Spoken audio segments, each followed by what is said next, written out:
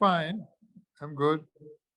Great, great. Thank you so much for your time and being able to make this interview. I really appreciate it. I think the first question I would like to ask, sir, is you know, reggae music is such a diverse and beautiful genre. What drew you to creating reggae music? Well, just learning from the older people, like coming from the ska days and seeing like the Skatalites playing, Lloyd Knibb and all these people, musicians playing, drew me to be a musician and coming down from ska, rock city to reggae. I'm in reggae and I'm in dancehall at the moment. But I grew up listening to ska, rock steady, then came reggae, then dancehall is now. Yeah, that's beautiful. That's beautiful. You've been through the whole transition. I mean, ska, rock steady, and into the reggae music. Now, as a drummer and creating the rhythms and patterns that you do, is there a major difference between all of those genres, or is there a Yes, similarity that you mold? there's a difference. Like for example, ska is faster. It's the same beat on the second beat. Rocksteady is slow, same beat and the downbeat. Reggae is a bit slower than rocksteady, but the hi-hats in reggae is playing 16 notes. The dancehall is up and down. It could be 120, it could be 90, it could be 80, and it's a different beat completely. Yes, yes, it is. I mean, dancehall, we've been having quite a couple conversations about dancehall recently. They say the offshoot of reggae music, Zimbabwe has, great to see you, sir. Zimbabwe has an offshoot of dancehall that they call Zim reggae. What is your take on all of these offshoots of reggae music throughout the diaspora? Of dancehall and reggae? Well, I'm good with everything, because you have a younger generation who's coming up and developing their own style and sound. And because we're in a digital age and we're coming from the analog age, so we know where the sound came from and where the development came from. Some of these kids don't know where it's coming from, so they're gonna think it's just happening now. So you're gonna have a lot of different kind of music. Like there's trap music now that they call trap, which we know it's R&B the same way and everything, but they just give it a different name. So Yeah. they're gonna put their own name and everything to it, twist it like. Definitely, definitely. And speaking about the younger generation and the transformation of music, like you say, you've began from the analog age. Is the spirit still alive amongst the youngsters to carry on the musicianship, learning of instruments and so on? I know in South Africa, especially if you're talking about trap music and so on, it's more about production on computer, more than live instrumentation. So I'm interested in what's happening overseas in Jamaica. Well, in Jamaica, the kids are interested in it, but what the problem is we have a lot more computers around making the music because most of the studio, like I grew up like everybody used to be recording in the studio, like 6 musicians in the studio recording. Now it's not like that anymore. Most of the musicians will be in the control room playing, and me playing drums, I'm just in one side of the room in another corner playing, so I don't see anyone sometime. So you might find that the groove of the music now is kind of a bit different from when we were like growing up. When we listen to what's happening now to what's happening then, it can be a bit difference. But everything is all good. But for me, I kind of prefer the way everybody in the room record together. You can feel everybody, you can see eye contact. So, once you lay the groove and the groove is happening and everybody look at one another, we know that it's locked, that is it.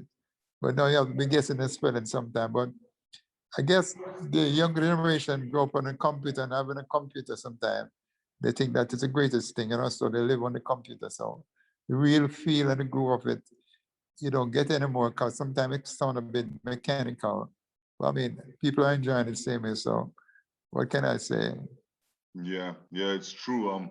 As you say, you just reminded me of something that I heard from James Brown, where he said that, listen, music is music. If it sounds good and people are dancing, it is good. So I do agree with you there. I think Yeah, there if it's is no good, right yeah. or wrong. Yeah. Yeah, yeah. I'd like to ask about your most recent project and how is it going? Like, what was the process of creating it? What was the Yeah. concept behind it? I found out about it first on Reggaeville. It's an internet site where I go and I start researching all of the new albums that are out. And one of the type of artists that I like to listen to instrumentals, and I freestyle a lot in my spare time. And I found it, and I absolutely fell in love with it. I fell in love with it. It's one of my favorites right now. What was the inspiration? What was the driving force behind it? Okay, the driving force band is like my first record that I played and when I was 14 years old. It was an instrumental called Night Doctor, came out as the Upsetters, right? Yes. And the second song I played and when I was by 15 years old was a song called Double Barrel by Dave and Ansell Collins, which was a million seller. So by Dave and Ansell Collins, I played drums. So I love instrumentals. So we were in Jamaica, and all the time I go to the studio, I always try and make my dance or beat. It started as instrumental. Because in Shaka Demus and Pliers, Murder Short, it was an instrumental called Santa Barbara. That's where it started. Okay. And it turned to be a vocal song by running the guitar right through the track, you know? So we're making all these tracks, and I say, wow, like people sometimes want to listen to different kind of music. Because sometimes you're driving and you just want to hear the beat and the groove and, probably like I would enjoy Manu the Bongo or some instrumentalist playing. And I said, sometimes I have to make the music. So we said, okay, but all of these things that we are making up and with us there, why don't put it on an album so people can hear it? Because if we put it on a single, then some people won't get it. When one album would have like 10, 12 songs, and the people drive and listen to, especially what's going on with the pandemic kind of thing. People would probably stay home and put it in CD or listen to it while they're doing something around their home and everything. So we say, okay, let's put it out. And everybody been liking it, but we're like trying to show people the diversity of dancehall, where it can go, where it cannot go. And Jamaican music has so many different faces that some people think it's just one face, but there's a lot of different. But like when you mention about ska, rocksteady, reggae, and dancehall, and also, and you have kumina, you have all these other things that you could put together. Like even the album, there's two kind of slow kumina sounding track, one called Linson Market and one called Carnation Market. But still dance, but you can hear the whole kind of groove, kind of a little bit different, but that's just going back to where it's coming from. So Yes. I decided to pay homage to the lady who go to the field, plow the field, get the food to take home to cook, with a basket and I had going home so let's looking back at where growing up and seeing all these country people coming to town to sell their goods and everything. So that's why I made those two songs.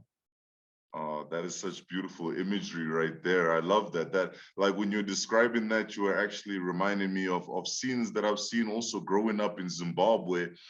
That's just something that I think all of us in Africa can relate to, the woman in the fields working, and to put that into an Yeah. audio aspect, it's so beautiful. It's so beautiful, I must say So so. when I was making Carnation Market, I could actually see the woman walking with the machete in her hand, Yeah. with basket in her head, coming over the things to cook dinner for the family. I said to my, I can't see what I'm seeing. I said, no, I said, I've not seen a lady in the field walking. We have to make a song called Marketplace at somewhere where people can sell the goods. And this is how the picture came about. I would just imagine this woman walking and singing. They always sing this little song sometime, going home and with the machete in her hand, and I just make it that record. That is beautiful. Now, the album right now, how is it doing? How has it been received? I know myself loving everything. Are you getting the rave reviews that I'm giving? I hope so. I hope so. Yeah, we're getting some good reviews, and a lot of people are getting into it. Because in the marketplace today, instrumental is outnumbered by maybe 2 million to 1, because there are a lot more Yes. vocals and DJs and rappers are more plenty than someone playing instrumental. But we know that a lot of people still care about it. So it's getting there, and some of the hip hop people are into it, because we kind of make the beat dance all, and some beat you can hear that Arabian kind of stuff in it, and everything. Just like playing the music for the people. That's how it comes down to the nitty gritty. Let's play the music. Yes, sir. Yes, Let the sir. people enjoy themselves. Because That's from it. the area beat, they will move. Okay. Don't care who's on the beat. Once the beat start jamming, people gonna move. Yes, sir. But the Yes, whole sir. inspiration for my music, keeping me going all through the years and doing what I'm doing now is Africa. I was listening to African music. I listened to the African movements, and I taken everything and kind of pointed into reggae.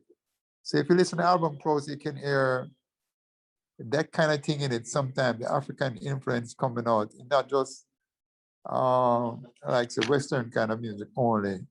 You can hear a little percussion and playing it.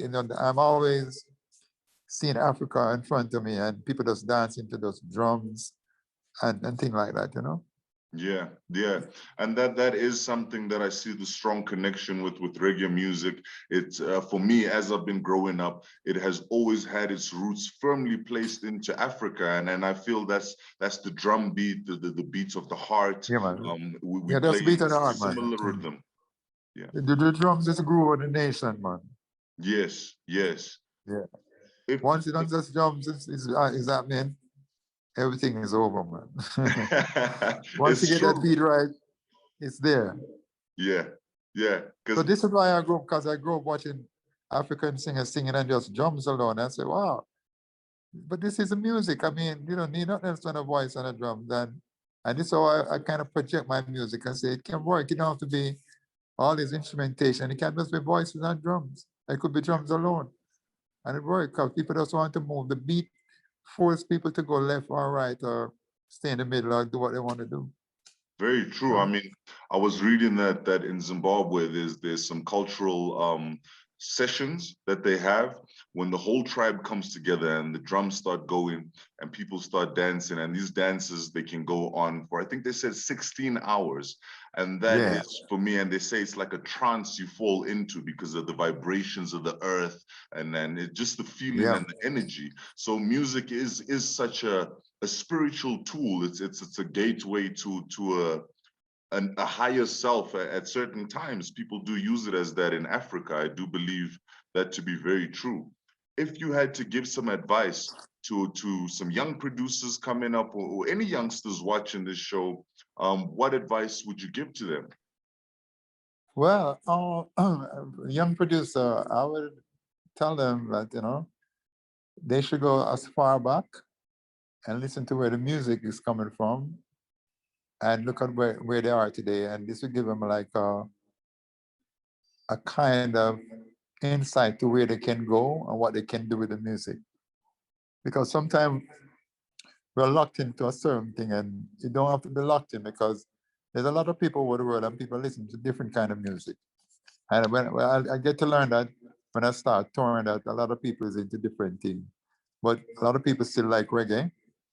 A lot of people like other kind of music also.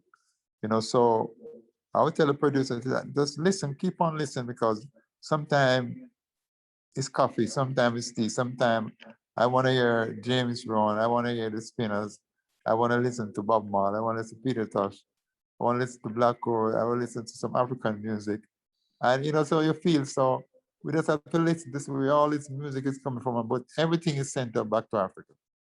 Yes, sir. Yes, sir. I love that. That's the truth. I think, and this is Everything is sent something. back to Africa. We can't escape Africa. Yeah, yeah, yeah. And I think I'd be amiss if I didn't ask you, when are you coming, sir? We need you in Africa. We need you out here. Well, I've been there a couple of times. I was in South Africa a couple of years ago.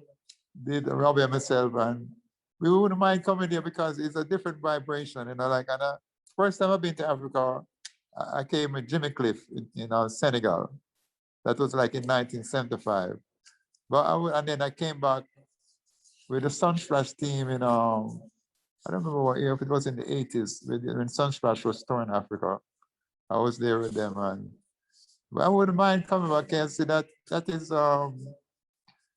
you know, there's I'm so connected with my music and what I play with Africa that I wouldn't mind being there because there's so much things to still learn from what they do and the groove and the playing and everything. You know, when you listen to it, it's like it knock you out. You know, so I still like to be there and go there for the music. And the 100%. people are very, very friendly. Very people are cool, very friendly, nice people. Oh man, and we'd love to have you out here. I can promise you, you're definitely would not go amiss. And there's so many things I'd love to show you, especially those cultural activities I was speaking about earlier. I would love to take you to a couple of those and just to experience what's going on. I know in South Africa we speak at least 11 different languages. Zimbabwe is 16, so that's 11 different tribes that do music in 11 different ways. So I would love to show you all of that. I think it would be a Yeah, beautiful man. I love experience. because, like, for example, everybody's going crazy about Afrobeat. I said, look, I'm trying to tell these kids, there is maybe a million beats in Africa. Yeah, So when you talk about Afrobeat, you hear us looking at the one tiny beat. If you should go in Africa and see the different kind of beats and elements and group, you run away because I said, no, it's different. It's not one beat. Because they talk about Afrobeat, like I said, no, that's Afrobeat. Afrobeat is just in the name, but there's so much beat in Africa. You know, so I said you should go try and listen to some African music and listen to everything. But then listen to the popular one that's happening. I think that's they've started. I said, no, no, no, no, no. You have to go to the root of it and then you see where it's coming from. You know? 100%. And if you don't mind me asking, who's some of your favorite artists that are out right now, anywhere in the world? Well, a bunch of them is out there, and there's a lot of new ones popping up, you know, Yeah, because some yeah. of the older one has died and everything. But my favorite artist still, when I was growing up, is Ken Booth, one of my favorite artists. Yeah. And there are some of the new ones like I used to like the Gaylords, Bob Marley still, like Chronics. There's Sherman Anderson, there's Daniel, there's Ambalik, which we work with and I like, and there's um, archive DJ. But there's a lot of new DJ around the place and everything like that. You know? But Okay. all of them are doing fine, and I don't know some of the names, but you know they're doing good, and I appreciate what they're doing. As I say, you know, different generation come and they hear the music like this, so we have to just love everything, as I said, James Brown said, you know. Yes, sir. Yes, sir. And looking at future works right now, I know that COVID has affected the world terribly and especially the music industry. But is there any upcoming shows or works that are happening that we could look forward Well, to? there were shows that were booked like it was COVID 2019, but when COVID came, everything has changed. But at the moment, what we're trying to do, we're trying to make as much music we can make to put out. So when everything is geared up, then, you know, Yeah, people come out and we can have a ball playing all these music live on stage, you know. But yeah, I know a lot of people is trying to rush the tour thing, but I would tell them not to really rush it, you know. yeah, Just be calm until everything is cleaned up because we don't know if the virus is over or it's gone or what, you know. And it will be way to a next portion of people being infected with this virus again, you know.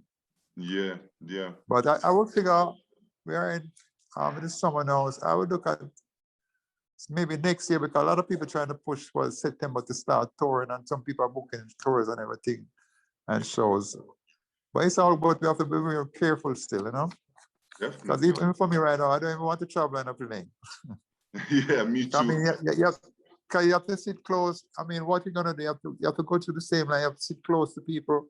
What you gonna do? So I'm just waiting everything really kind of calm down before I leave Jamaica and go on a tour. Yeah, no, that's the truth. And is the situation starting to calm down in Jamaica? Industry starting to open up? Well, some places are started, but they're still holding tight because, as I say, you can't write it off as yet. Say it's over. Yeah, But like today is we have a curfew every day at 8 o'clock. On Saturday, it starts at 6 o'clock. On Sunday, 2 o'clock. But during the week, it's 8 o'clock. Man. So because people are still hiding and keeping parties. Yeah, a lot of people. So the other day, it was Labor Day on Monday, and it was a total lockdown, no movements. Yeah. A normal Labor Day, everybody would go and plant up trees, they paint up the places and everything. Total lockdown. So, you know, we just have to be careful and that we don't lose more people than we want to lose, you know. Definitely. So I would rather wait, you know, yeah, and until everything. No, definitely. That's wise words, and I'm gonna be doing exactly the same thing. Sir, if people wanted to follow you, social media or so, how would they go about doing that?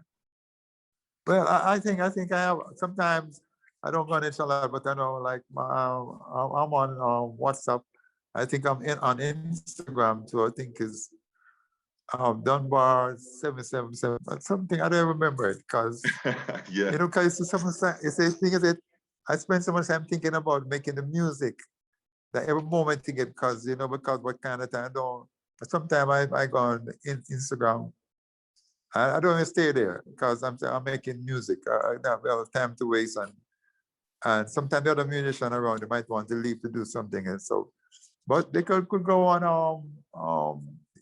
Instagram and there is like Dunbar. There's drum bar and there is Dunbar on it. Two ones. Yeah. Okay, but I mean, you're unmistakable. I'm sure if they go on Instagram, they're gonna find you. They see that. Yeah. It's been such a pleasure speaking with you, sir. I'm gonna head into the music right now and play. The rest of the show is dedicated to your music. That's what's happening right now. Thank you very much. Thank you very much. I Okay. appreciate your time All so right. And thanks much. again for doing the interview.